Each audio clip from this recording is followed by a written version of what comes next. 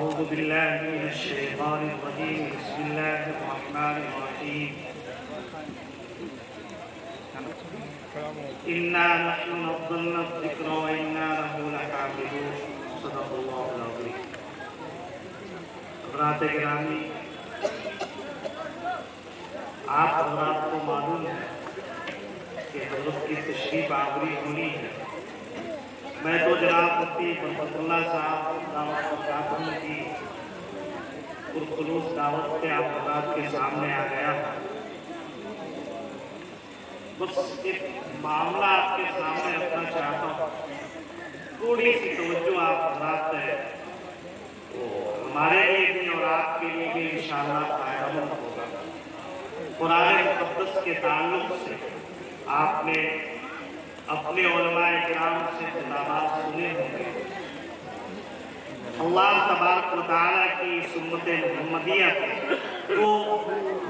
بے نظیر بے مثال نعمتیں رہی ہیں ایک خود ذات گرامی آقا و مولا جناب محمد رسول اللہ صلی اللہ علیہ وسلم کی شکل میں اور دوسری نعمت قرآن کریم کی شکل میں جب اللہ تبارک و تعالیٰ اس قرآن مقدس کا نزول مقصود ہوا تو اس سے پہلے ہوا یہ کرتا تھا کہ شیاطین جنات دوسری مخلوقوں کی حالت یہ تھی کہ یہ آسمانوں پر یہ مخلوق جایا کرتی تھی اور جو اوپر فیصلے ہوتے تھے اسے چھپ کے سن لیا کرتی تھی یہ مخلوق ہے اور دنیا میں آ کر یہ بتاتے تھے کاہنوں کو ساحروں کو جادوگروں کو جوتشوں کو یہ بتا دیا کرتے تھے کہ ایسا ہونے والا ہے حالانکہ وہ فیصلہ آسمان پہ ہوا کرتا تھا اور یہ چھپ کر سن لیا کرتے تھے لیکن جب اللہ تبارک و تعالیٰ قرآن مقدس کو نازل فرمانا مقصود ہوا تو اللہ تبارک و تعالیٰ نے سب سے پہلے ان شیاطین کی پابندی لگا دی کہ اب قرآن مقدس نازل ہونے والا ہے اب شیاطین آسمان پہ نہیں جا سکتے ہیں اب قرآن مقدس کو سن نہیں سکتے ہیں کوئی بھی اوپر نہیں مار سکتا ہے اللہ تبارک و تعالیٰ نے تاروں کو مقرر کر دیا اور یہ کہا کہ اگر شیاطین اوپر آتے ہیں تو اسے مارو یہ تو معاملہ ہو گیا راستہ بند کر دیا گیا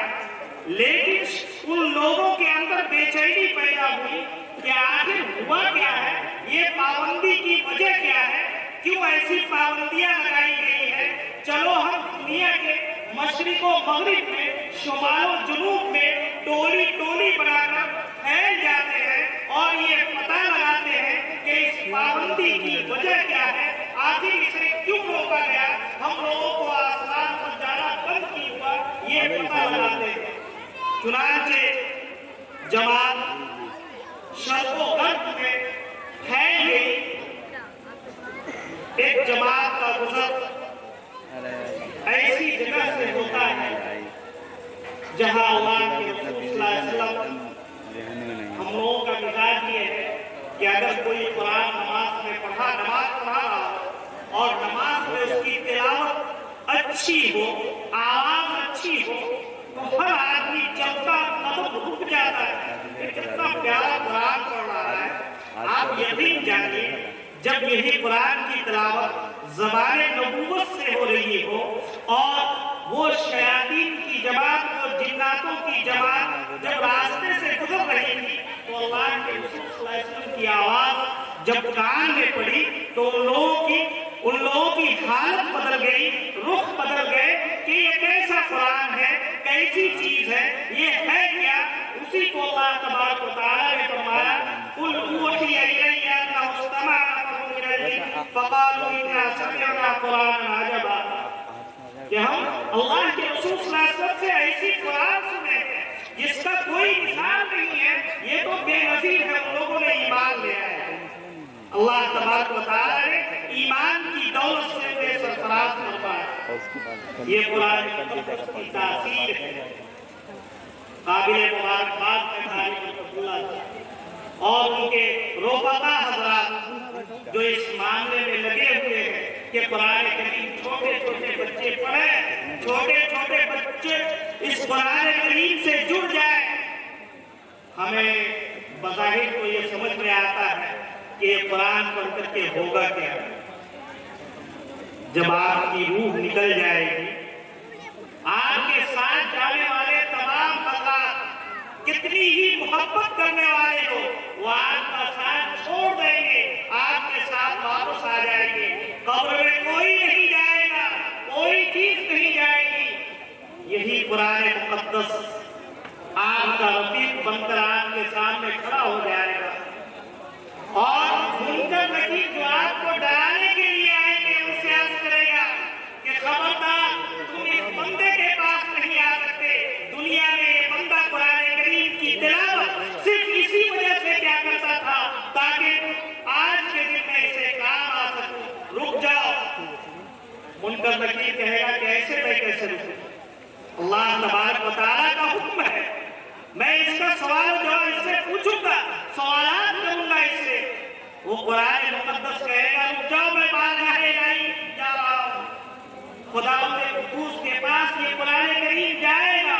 اور اللہ تعالیٰ سے یہ عرض کرے گا الہ العالمین، دنیا میں جب سب نے مجھے چھوڑ دیا تھا، سب نے مجھے ٹکرا دیا تھا، یہ آدمی تھا راتوں کو اٹھ کر صبح کو اٹھ کر دن میں چلتے پھرتے مجھے ہر وقت یاد رکھتا تھا، آج میں اسے کیسے چھوڑ دوں؟ الہ العالمین آپ کے ساتھ ایک پھول دیں گے کہ جاؤ میرے بندے کے سینے پر یہ پھول رکھو تاکہ اسے کبھی بھی گھر والوں کی یاد آئے تو یہ خوشبو، اس کی خوشبو اس گھر والوں کی یاد کو بلا دے، اسے یاد کرنے نہ دے۔ ایک چادر ہوگی جو اسے ڈھک دیا جائے گا، آرام سے سو جاؤ، اب تمہیں کوئی جگانے والا جگانے کے لیے نہیں آئے گا۔ ایک قندیل جلا دی جائے گی کہ تمہارا قبر قیامت تک نہ اس کی کوئی چیز ختم نہیں ہوگی، قیامت تک وہ قندیل آپ کے قبر میں روشن رہے گی، جلتی رہے گی۔ یہ قرآن مقدس کی خصوصیت ہے جسے ہم چھوڑ بیٹھے۔ اس کے بعد اور آگے سنیے، یہ قرآن مقدس آپ کو کہے گا کہ آپ سو جاؤ، اب قیامت تک تمہیں کوئی جگانے کے لیے نہیں آئے گا۔ اس کے بعد اس کے گھر والوں کی طرف یہ قرآن مقدس متوجہ ہوتا ہے، گھر والوں کی طرف آتا ہے، اور اگر گھر والے بھی ان کے نقش قدم پر چلتے ہیں، ان کے ساتھ اگر قرآن کریم کا مشغلہ ان کا بھی رہا تو یہ قرآن مقدس پھر جا کر اس آدمی سے کہے گا کہ ماشاءاللہ مبارک ہو تمہیں، تمہارے نہج پہ، تمہارے نقش قدم پر تمہارے گھر والے بھی چل رہے ہیں، تمہیں مبارک ہو۔ سن کر اس کا دل چوڑا ہو جاتا ہے۔ اس کے بعد پھر وہ قرآن کریم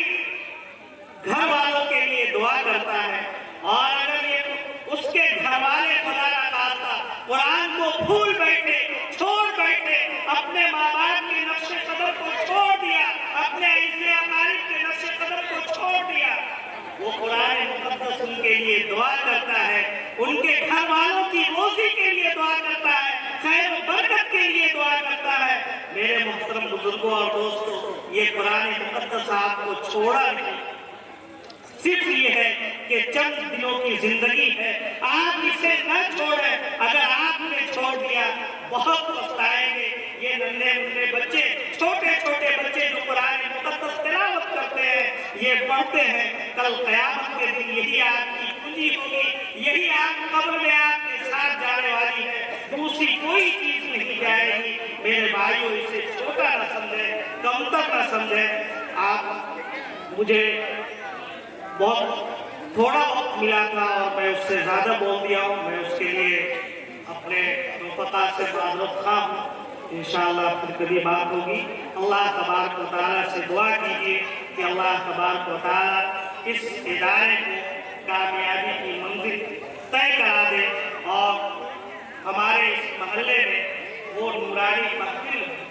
اللہ تبارک و تعالیٰ پیدا فرما دے جو یہاں کی انتظامیہ جو اس ادارے کی کمیٹی چاہتی ہے. اور میں تو یہ دعا کرتا ہوں ان کے طرز تعلیم کو اور ان کی محنتوں کو میں نے جو دیکھا، اللہ تبارک و تعالیٰ سے یہی دعا کرتا ہوں کہ اللہ تبارک و تعالیٰ ان جیسے فعال، ان جیسے محنت کش اللہ تبارک و تعالیٰ اگر ہر محلے کو دے دے تو انشاءاللہ بے دینی دور ہو جائے گی. اللہ تبارک و تعالیٰ سے دعا فرمائے کہ اللہ تبارک و تعالیٰ ہمیں اور آپ کو قرآن مقدس سے منسلک رکھے اور اس دنیا سے ایمان کی حالت میں لے جائے. وآخر دعوانا